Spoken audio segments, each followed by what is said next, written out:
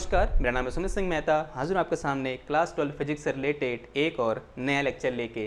आज का हमारा है लेक्चर नंबर 26 और आज के इस लेक्चर का हमारा टॉपिक क्या रहने वाला है। हमारा टॉपिक है electric potential due to electric dipole.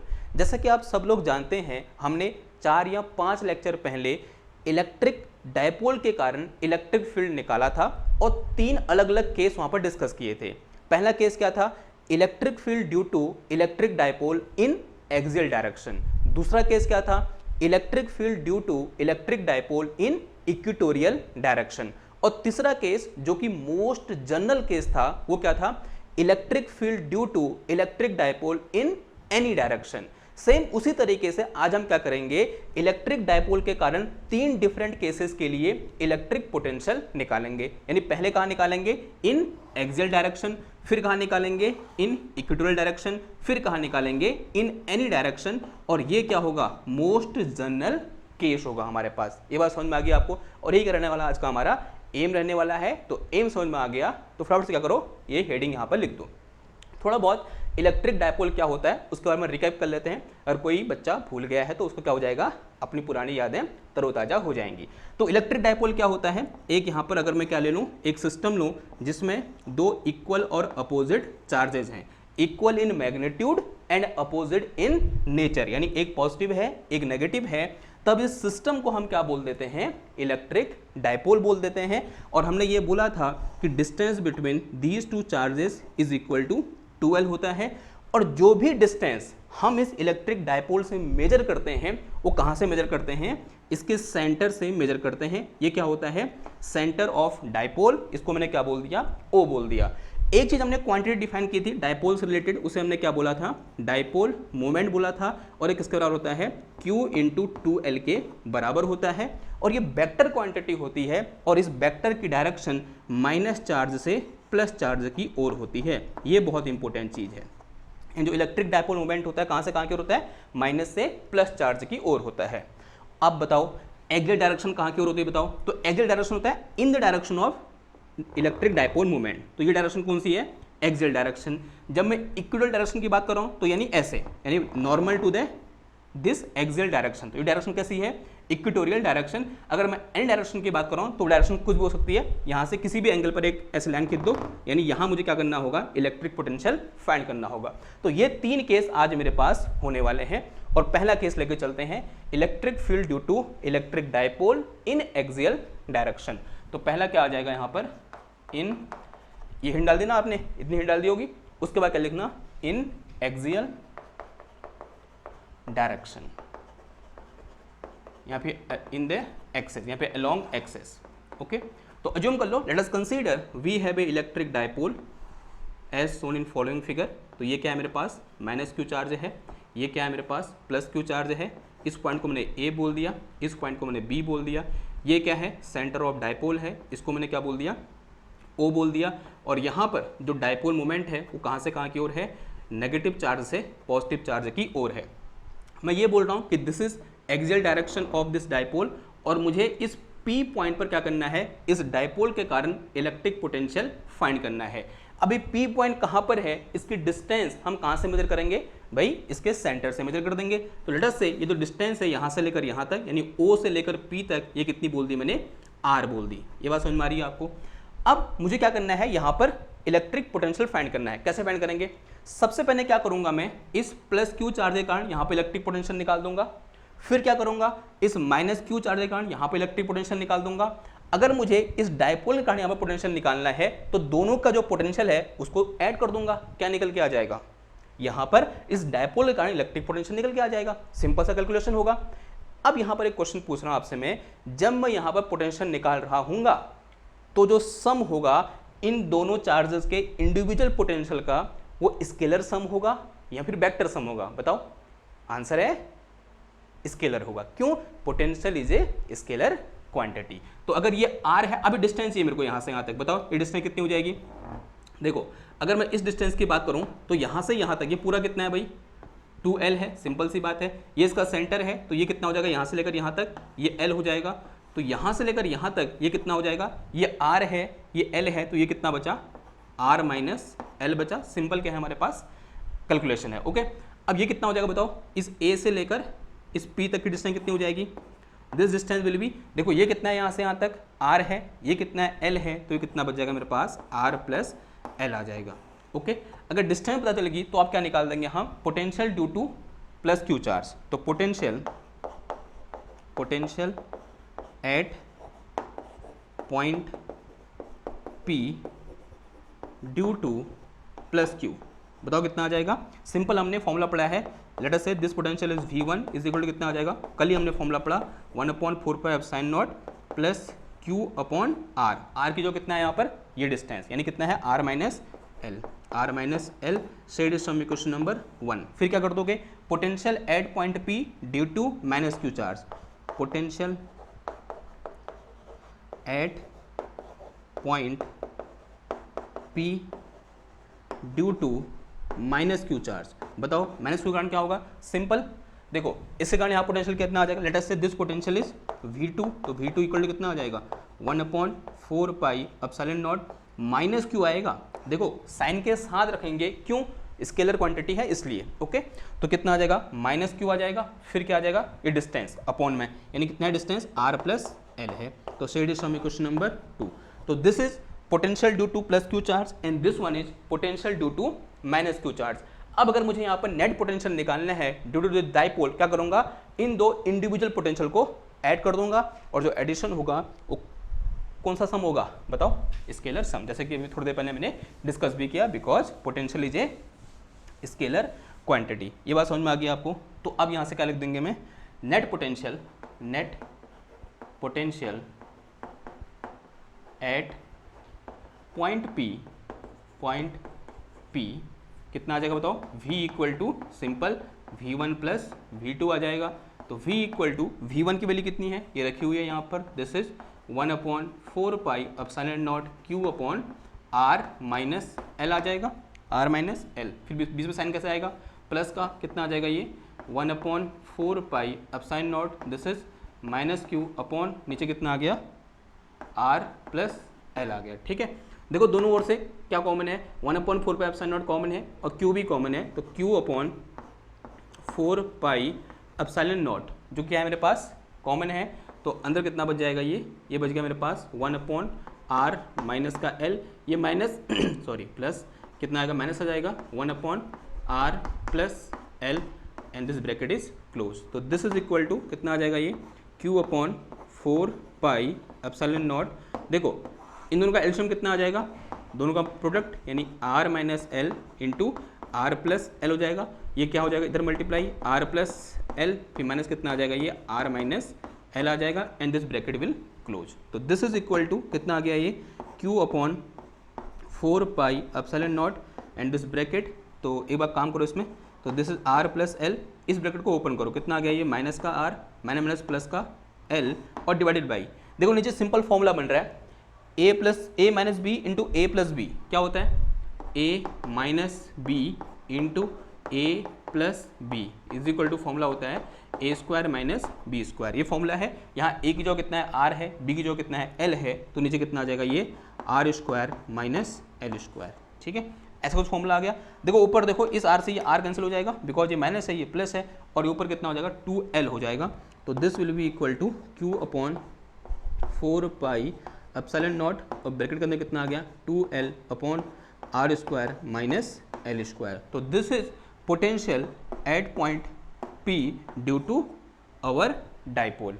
अब हम इस फॉर्मूले को थोड़ा मॉडिफाई कर सकते हैं, देखो कैसे, इस Q को इस 2l के साथ लिख दो, तो मेरे पास यहाँ पर एक नई चीज़ निकल के आएगी, इसको मिटाओ मैं, ये हो गया होगा ना, इसको मिटा रहा हूँ, या फिर यहाँ आ सकता है, यहाँ आ जाएगा ना, देखो यहाँ से मेरे पास V इक्वल टू कितना आ जाएगा, V is equal to 1/4πε0 Q into 2l, इसको मैंने एक साथ लिख दिया, अपॉन में कितना आ गया, ये r square minus l square आया। देखो Q इंटू 2l, मैंने इस लेक्चर के इनिशियल में प्रारंभ में मैंने बोला था this Q into 2l is equal to dipole moment, since we know P equal to क्या होता है, Q इंटू 2l के बराबर होता है, तो यहाँ से मेरे पास potential will be equal to 1/4πε0 and this one is P upon में कितना आ गया, ये r square minus l square. ठीक है, तो this is another formula of potential. अब आपके दिमाग में एक बात चल रही होगी कि हम यहाँ पर जब हमने इलेक्ट्रिक फील्ड फाइंड किया था ड्यू टू डाइपोल, एक अप्रोक्सीमेशन लिया था। अप्रोक्सीमेशन क्या था कि this L is very very small in compare to the R। जो L होता है वो इस R के कंपेयर में बहुत छोटा होता है। तो इस केस में क्या होगा देखो, तो अगर मैं यहाँ पर इसको मिटा के चलूँ और अगर एक कंडीशन लगाऊं कि इफ कि this L is less than in compare to R, तो देन जो L स्क्वायर होगा वो क्या हो जाएगा, R से और छोटा हो जाएगा, लेस देन R स्क्वायर। तो इसका मतलब क्या हुआ कि this R square minus L square is approx equal to R square.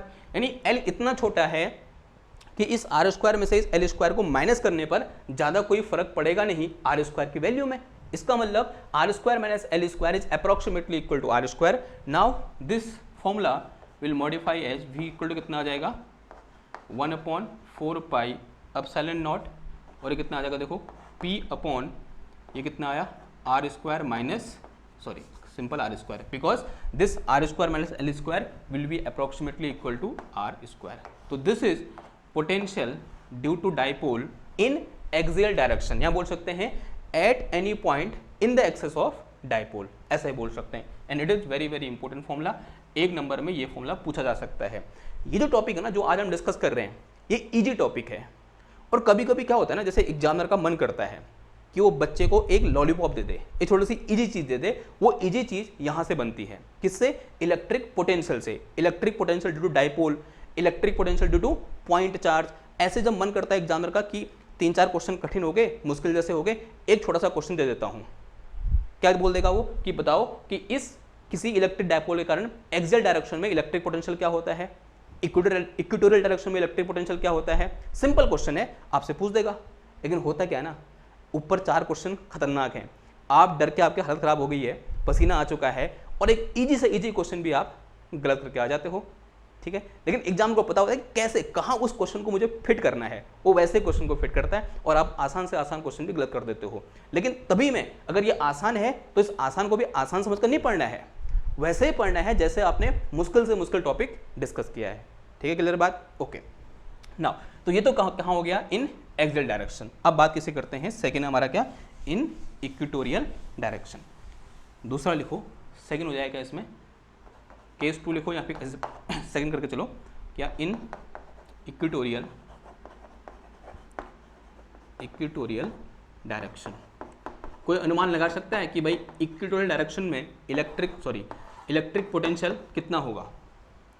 वैसे अगर किसने ध्यान से अभी तक पढ़ा है और आप इलेक्ट्रिक पोटेंशियल के नेचर को समझ रहे हो थोड़ा बहुत कि इलेक्ट्रिक पोटेंशियल कैसे डिफाइन करते हैं, तो आपके लिए बड़ा आसान है कि भाई इक्वेटोरियल डायरेक्शन में कितना होने वाला है पोटेंशियल। देखो जरा कैसे करेंगे, ये मेरे पास एक डाइपोल है, ये इसका सेंटर है, इक्वेटोरियल का मतलब क्या हुआ, ये डायरेक्शन कौन सी हुई, इक्वेटोरियल डायरेक्शन। इस तरह से इस पॉइंट P पर मुझे क्या करना है, इस डाइपोल के कारण इलेक्ट्रिक पोटेंशियल फाइंड करना है। इसको मैंने O बोल दिया, यहाँ पर डाइपोल मोमेंट किधर की ओर है, इधर की ओर है, ओके। नाउ लेट अस से ये डिस्टेंस इसके O से सेंटर से P तक कितनी है, R मैंने बोल दी। पहले क्या करूँगा, इसके कारण यहाँ पोटेंशियल निकालूंगा, फिर इसके कारण यहाँ पोटेंशियल निकालूंगा। इस डाइपोल का नेट पोटेंशियल निकालने के लिए दोनों के पोटेंशियल को ऐड कर दूंगा, ओके। सिंपल सी चीज़ है। तो मुझे क्या चाहिए, पहले ये डिस्टेंस चाहिए। ये डिस्टेंस कितनी हो जाएगी, देखो ये पूरा यहाँ से यहाँ तक कितना है, L है, 2L है, यहाँ से यहाँ तक कितनी है, 2L है।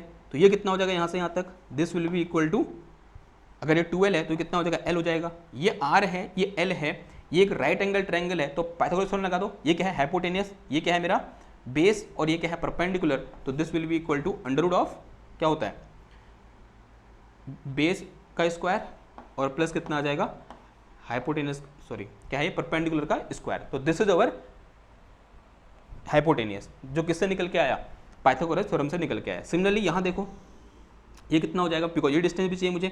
ये अगेन यहाँ से यहाँ तक कितनी है distance, this distance will be equal to L। ये कितना है, R, तो ये कितना हो जाएगा, देखो this is again R square plus L square. इन दोनों डिस्टेंस क्या निकल के आई, सेम निकल के आई, ओके। यानी this arm of this triangle is equal to this arm या this side of this triangle, ठीक है। तो सबसे मैंने क्या निकाल दूंगा, V1 यानी V1 करने का मतलब हुआ electric potential due to this plus Q charge, ठीक।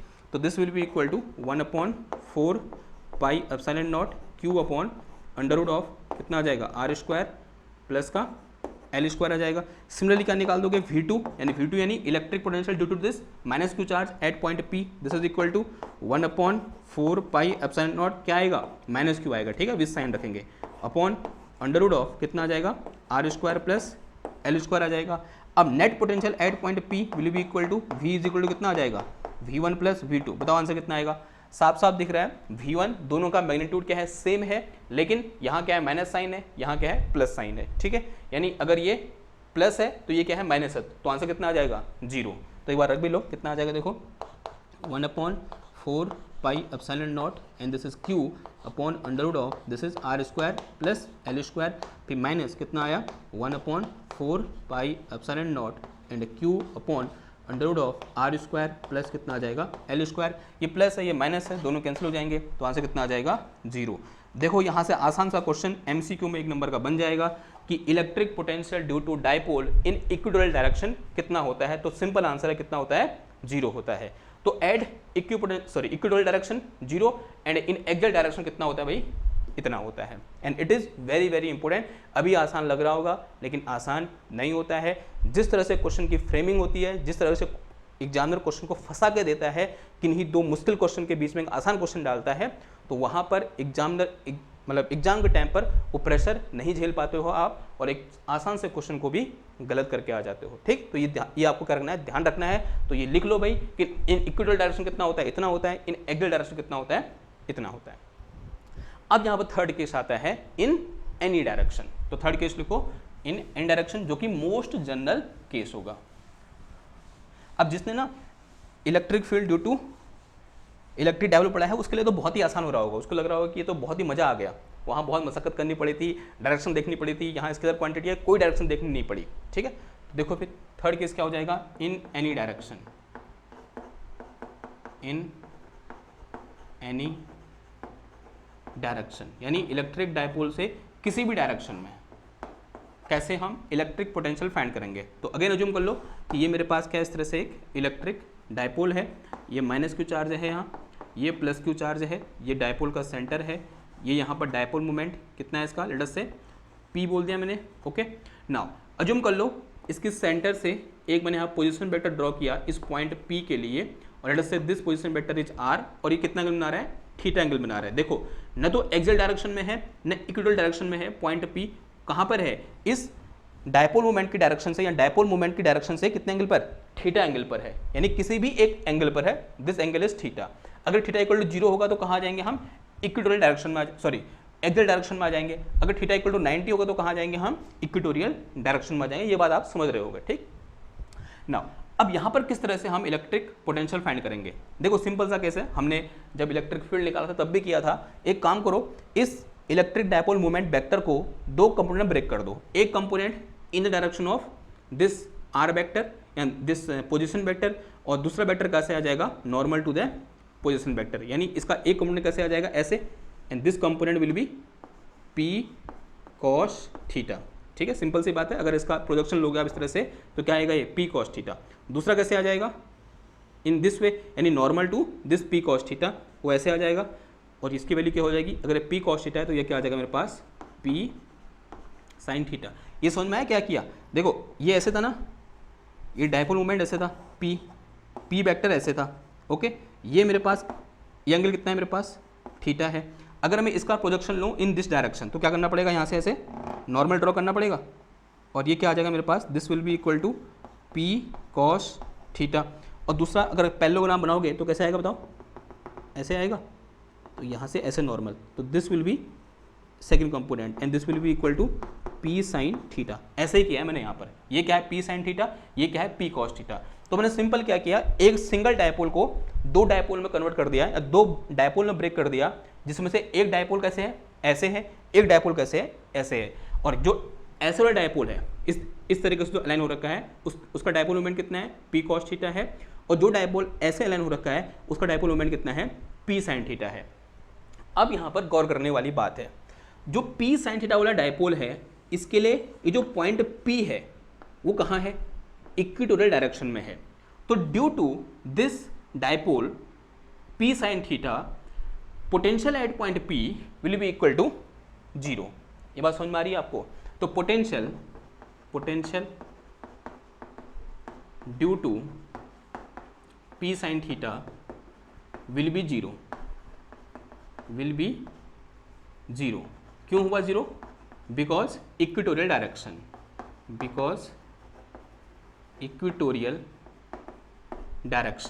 ठीक है। डायरेक्शन क्या है उसकी? इक्वेटोरियल है। इतनी बात समझ में आई। अब देखो दूसरा क्या है, अब potential due to P cos theta, potential due to P cos theta, potential due to P cos theta. अब पी कॉस थीटा के लिए जो पी पॉइंट है वो किस डायरेक्शन में है? एक्सियल डायरेक्शन में, साफ साफ दिख रहा है देखो, along the axis of P cos theta है। तो इसके कारण डायपोल मोमेंट कितना होता है, सॉरी इसके कारण जो पोटेंशियल है वो कितना होता है? इतना होता है। तो कितना आ जाएगा देखो, this will be equal to v equal to 1/4 pi epsilon naught. और जहाँ p है इसको कितना आ जाएगा? p cos theta, this is p cos theta upon a R square, ठीक। तो this is potential due to this p cos theta. देखो इसके कारण जीरो है, इसके कारण इसको p v प्राइम बोल दो, इसके कारण कितना आ गया? इतना आ गया। तो नेट कितना आ जाएगा? Net will be equal to v, इसको v2 बोल दो, और यहाँ v1 इक्वल टू कितना है? जीरो है। तो v1 प्लस v2 आ जाएगा। v1 कितना है? जीरो है। v2 कितना है? इतना है। तो v इक्वल टू कितना आ जाएगा? 1/4 pi epsilon not, and this is p cos theta upon में कितना आ गया? R square, and this is equal to v। And this is most general formula. अगर यहाँ पर आप क्या रखोगे? थीटा इक्वल टू जीरो रखोगे तो कौन सा फॉर्मूला आ जाएगा? ये वाला। अगर थीटा इक्वल टू 90 रखोगे तो कौन सा फॉर्मूला आ जाएगा? यानी क्या कितना आ जाएगा? जीरो आ जाएगा, बिकॉज cos 90 कितना होता है? जीरो होता है। सिंपल सा क्या है? फॉर्मूला है। And this is most general formula. या तो आप इसको और इसको सेपरेटली याद कर लो, या फिर इन तीनों को सेपरेटली याद कर लो, या फिर इसको याद कर लो। तो इससे आप ये भी और ये भी दोनों क्या कर सकते हो? ड्राइव कर सकते हो, ठीक। तो अब एक काम कर रहे हैं, इसी को थोड़ा सा मॉडिफाई करके लिखते हैं। यानी जो फॉर्मूला मैंने यहाँ पर लिखा है इसका एक और वर्जन हो सकता है। कैसे? देखो इस p cos थीटा को ध्यान से देखो। किसको ध्यान से देखो? p cos थीटा को देखो। p is a vector quantity, ठीक, और this is our position vector of this point p। अगर मैं यहाँ पर एक वेक्टर डिफाइन करूँ r cap is unit vector in the direction of this r vector, and this will be define as this r vector divided by r, magnitude of r। ऐसे define कर सकते हैं हम। यानी इस r कैप का जो मैग्नीट्यूड होगा वो कितना होगा? बताओ। This magnitude will be equal to 1, तभी तो क्या है? ये यूनिट वेक्टर है, ओके। अब अगर मैं क्या फाइंड करूं यहाँ से, this p vector dot r cap dot, ये वेक्टर प्रोडक्ट कैलकुलेट करूं तो कितना आएगा answer? This will be equal to from the definition of dot product magnitude of p into magnitude of r cap into कितना आ जाएगा? cos theta, and this will be equal to magnitude of p, यानी p लिख दिया, एंड magnitude of r cap कितना होता है? 1 होता है, तो यहाँ 1 रख दिया, और इंटू कितना आ गया? ये cos थीटा आ गया, और p इंटू 1 कितना होता है? p होता है, p cos थीटा। यानी this p cos theta can be written as p vector dot r cap. यानी इस फॉर्मूले में यहाँ पर जो p cos थीटा है इसको कर सकता हूँ मैं p vector dot r cap लिख सकता हूँ। तो यहाँ से एक नया फॉर्मूला निकल के आ गया, v इज इक्वल टू 1 या मॉडिफाइड फॉर्म निकल के आया 1/4 pi epsilon naught, this is p vector dot r cap, और नीचे कितना आ गया? ये r स्क्वायर आ गया, ठीक है। अब इसी को आप ऐसे भी लिख सकते हो। कैसे? देखो यहाँ पर मैं क्या कर सकता हूँ, इस r कैप की जगह ये वैल्यू पुट कर सकता हूँ। तो यहाँ से v इक्वल टू कितना आ जाएगा? 1/4 pi epsilon naught this p vector dot r vector upon में कितना आया? r स्क्वायर, और ये क्या नीचे क्या आ जाएगा? r आ जाएगा, r इंटू r क्यूब आ जाएगा। This is equal to 1/4 pi epsilon naught this p vector dot r vector divide में कितना आ जाएगा? r की पावर 3 आ जाएगा, ओके। तो ये फॉर्मूला भी क्या है? सही है, यानी इसके क्या है? अनदर फॉर्म है। अब क्वेश्चन आता है कभी कभी एमसीक्यू में, आपने ये फॉर्मूला पढ़ा है मान लिया ये वाला, और क्वेश्चन आया, 4 ऑप्शन दिए हैं कि एक दिया है कि v is inversely proportional to r due to dipole की बात हो रही है, ठीक है। दूसरा दे रखा है क्या? v is proportional to 1/r square, और तीसरा दे रखा है क्या? v is proportional to 1/r cube, और चौथा दे रखा है v is proportional to v is proportional to r square बोला है, ठीक है। और एक किसके लिए है? डाइपोल के लिए, फॉर डाइपोल। बताओ इसमें से कौन सा सही है। देखो अगर आप इस फॉर्मूले को देखते हो आपको लग रहा होगा फिलहाल के लिए कि भाई ये सही है, अगर आप इसको देखते हो तो आपको लग रहा होगा ये सही है। ओके, ये तो सही है ही नहीं और ये भी सही नहीं है। लेकिन अगर मैं इसकी बात करता हूं तो ये गलत है। क्यों गलत है? बिकॉज यहाँ आर वेक्टर है, ठीक है। अगर इस आर वेक्टर को रिजॉल्व करोगे तो यहाँ से क्या निकल के आएगा, this R vector will be equal to R into R cap, यानी इसके अंदर यहाँ पर क्या है, एक आर है और उस आर से ये आर क्यूब, एक आर कैंसिल हो जाएगा, नीचे कितना बचेगा, आर स्क्वायर। तो आंसर कौन सा सही होगा, ये वाला। ये भी क्या होगा हमारा, गलत होगा। लेकिन हाँ मैंने बता दिया कन्फ्यूजन कहाँ होगा, इधर होगा। क्लियर बात। तो this is all about potential due to electric dipole. मैंने बहुत बार बोल रखा है कि आसान टॉपिक है लेकिन आसान नहीं है, ठीक है। आई होप आपको ये लेक्चर समझ में आया होगा, और तो समझ में आया तो इसको लाइक करो, शेयर करो, सब्सक्राइब करो। मैं मिलता हूँ आपसे नेक्स्ट क्लास में एक और नए टॉपिक के साथ। तब तक के लिए थैंक यू, धन्यवाद, बाय बाय।